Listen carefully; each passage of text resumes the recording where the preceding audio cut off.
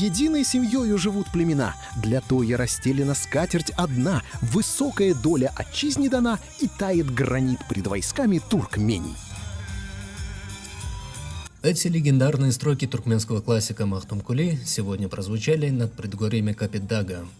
На площади перед его 60-метровым бронзовым монументом прошел творческий вечер, ставший кульминацией Дня поэзии Махтумкули Фраги. Культурно-парковый комплекс на юге Ашхабада на один вечер превратился в грандиозный театр под открытым небом. Фраги мечтал о едином и сильном государстве, и сегодня его поэзия – это то, что по-прежнему объединяет миллионы сердец. Память о классике здесь оживала не только в бронзе, но и в каждом созвучии струн дутара.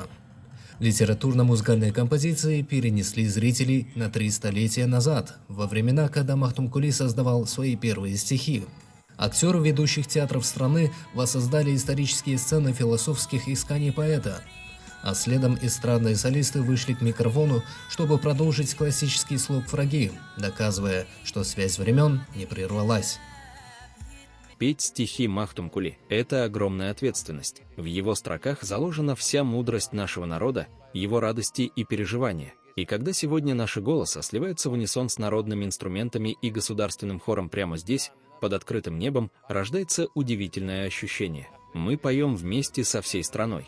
Музыкальная часть вечера соткана из старинных дистанов. Песни на стихи Махтумкули требуют от исполнителя особой вокальной школы. Здесь важна не просто техника, а умение передать заложенный в стихах глубокий философский смысл.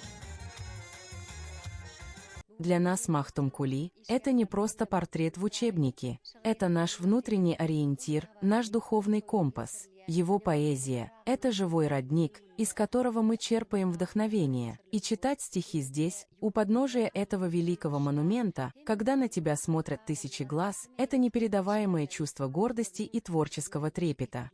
Этот грандиозный вечер в очередной раз доказал: истинное слово великого мастера не подвластно времени и продолжает жить в сердцах его потомков.